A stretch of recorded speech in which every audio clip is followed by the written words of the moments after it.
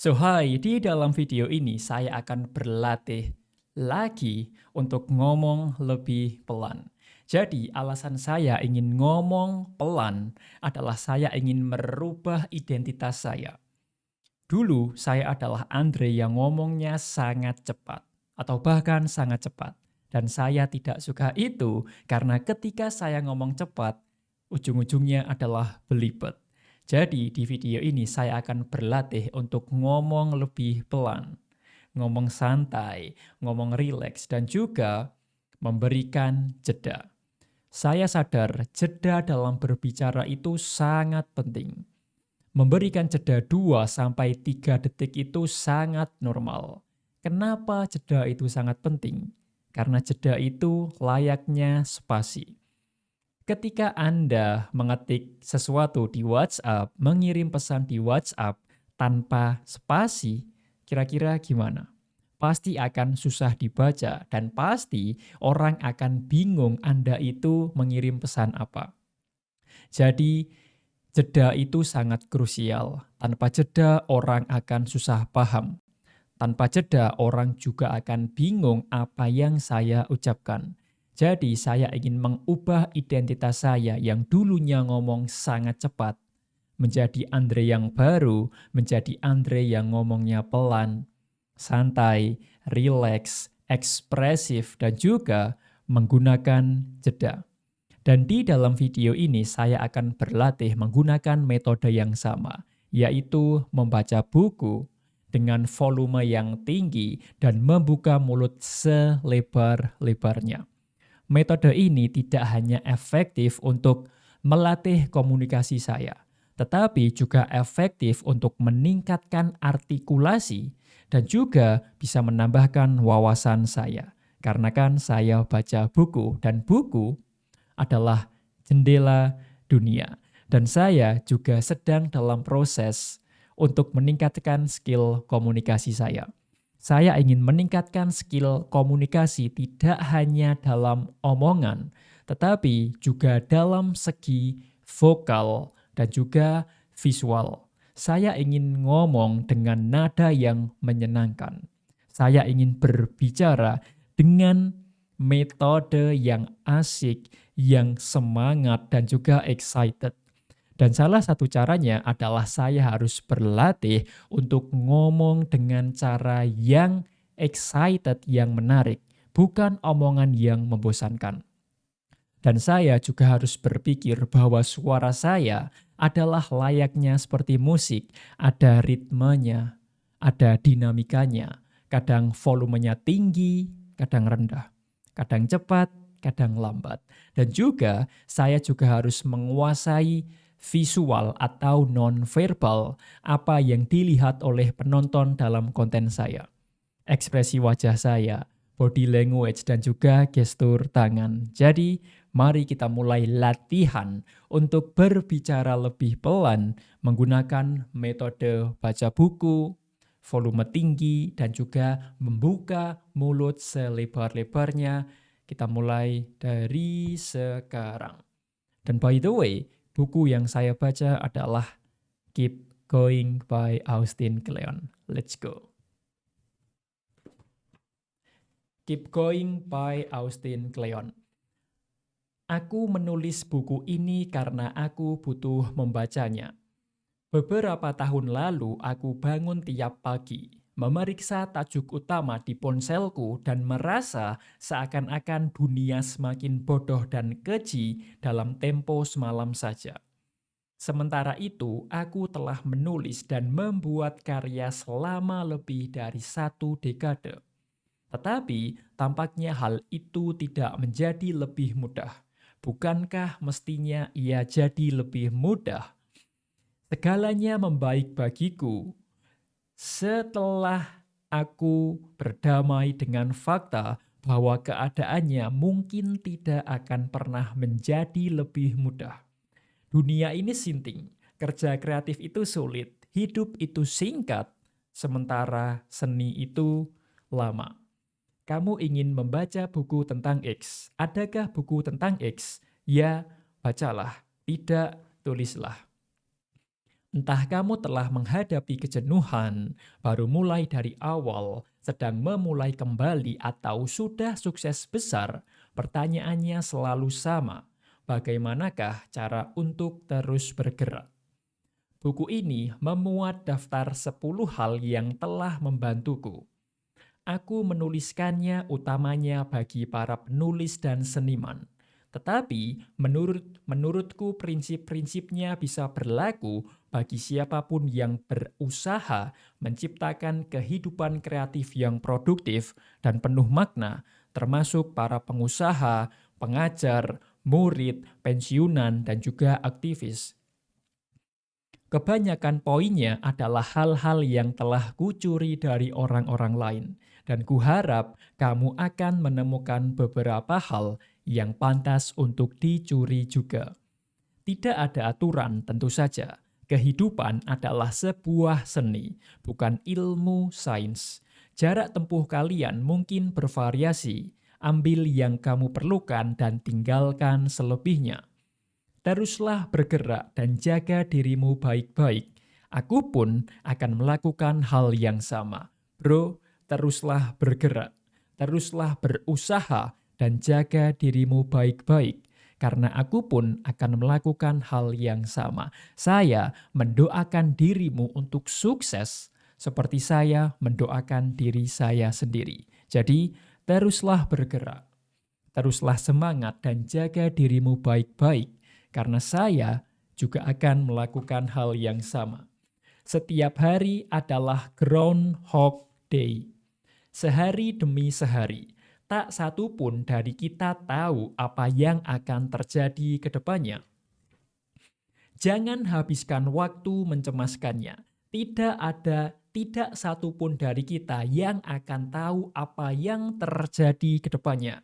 Jangan habiskan waktu mencemaskannya. Jangan habiskan waktumu untuk overthinking.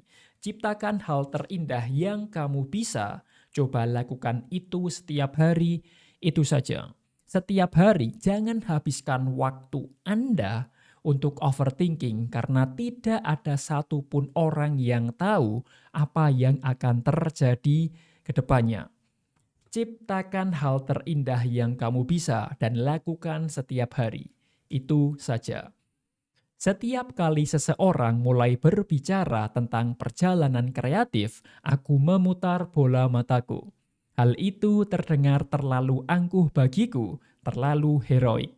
Satu-satunya perjalanan kreatif yang tampak kutempuh adalah perjalanan bolak-balik sejauh 3 meter dari pintu belakang rumahku ke studio di garasiku. Aku duduk di meja kerjaku dan menatap lembaran kertas kosong sambil berpikir, bukankah aku melakukan hal yang sama seperti ini kemarin?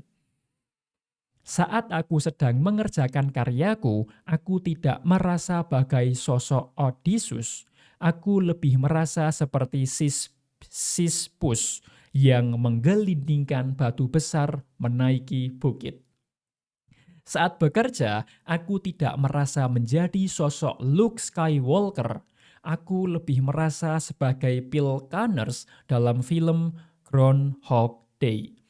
Bagi kamu yang belum pernah menyaksikan atau memorimu perlu diingatkan kembali, Groundhog Day adalah sebuah film komedi tahun 1993 yang dibintangi Bill Murray sebagai Bill Connors, seorang peramal cuaca yang tersangkut dalam satu pusaran waktu dan terbangun setiap pagi di tanggal 2 Februari, hari Groundhog Day di Punxsutawney, Pennsylvania. Rumah bagi Punxsutawney Phil, groundhog atau marmut terkenal yang bisa meramalkan akankah ada 6 minggu musim dingin lagi berdasarkan bila ia melihat bayangannya atau tidak. Phil, sang peramal cuaca, membenci dia dan kota itu menjadi semacam tempat penebusan bagi dirinya. Meski mencoba segala hal yang terpikirkan olehnya, dia tetap tidak bisa keluar dari kota itu dan dia tak bisa mencapai tanggal 3 Februari. Musim dingin bagi Bill tiada akhirnya. Tak peduli apapun yang dilakukannya, dia masih saja terbangun di ranjang yang sama setiap pagi untuk menghadapi hari yang sama. Dalam momen keputusasaan, Bill berpaling pada pasangan mabuk di sebuah bar arena bowling dan menanyai mereka, apakah yang akan kamu lakukan kalau kamu terjebak di satu tempat? Setiap hari kejadiannya sama persis dan tak satu pun yang kamu lakukan berarti. Itulah pertanyaan yang mesti dijawab Bill untuk memajukan plot film tersebut. Tetapi itu juga merupakan pertanyaan yang harus kita jawab untuk memajukan plot kisah hidup kita. Menurutku, caramu menjawab pertanyaan ini adalah senimu. Apakah yang akan kamu lakukan kalau kamu terjebak di satu tempat? Setiap hari kejadiannya sama persis dan tak satu pun yang kamu lakukan berarti. Saya kira apa yang akan saya lakukan adalah membuat konten, berbagi, dan sharing apapun melalui konten saya. Kenapa? Karena saya suka konten dan saya suka berbagi. Jadi saya akan menggabungkan keduanya. Saya akan berbagi melalui konten saya. So, itu adalah latihan untuk menghapus kebiasaan lama saya, yaitu ngomong terlalu cepat. Karena saya sadar dan saya percaya bahwa semua bisa karena terbiasa. Dan sebelum saya menutup video ini, saya ingin berlatih untuk menjawab Q&A. Saya akan berlatih untuk menjawab pertanyaan yang sering ditanyakan oleh audiens saya di kolom Instagram, yaitu gimana cara menghasilkan uang di Instagram. Dan cara untuk menghasilkan uang di Instagram itu cukup beragam. Hal terbaik sebagai konten kreator adalah kita punya sumber income yang banyak. Kita bisa menghasilkan uang di Instagram dengan cara yang cukup banyak. Yang pertama, ada yang namanya affiliates. Yang kedua, ada yang namanya endorse atau paid promote. Yang ketiga, ada yang namanya brand deals atau kerja sama brand. Yang keempat, kita bisa menjual produk kita sendiri, bisa produk fisik ataupun produk digital. Mari kita bahas satu persatu. Yang pertama adalah affiliate atau afiliasi. Simpelnya, kita menjual produk orang lain, kita mempromosikan produk orang lain, dan ketika ada orang yang membelinya, kita akan mendapatkan komisinya. Dan komisi ini jumlahnya atau ukurannya bisa berbeda-beda. Ada yang 2%, ada yang 5%, ada yang 10%, ada yang 20% dan lebih besar lagi. Affiliate adalah kita menjual produk orang lain dan ketika ada penjualan kita mendapatkan komisinya. Yang kedua adalah endorsement atau paid promote. Kita mempromosikan brand atau orang lain melalui sosial media kita.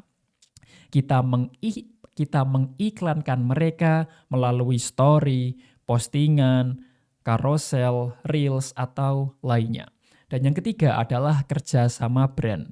Kita menjalin deals atau menjalin hubungan dengan brand untuk melakukan kerjasama. Bisa seperti campaign, bisa seperti marketing, brand ambassador, dan lain sebagainya.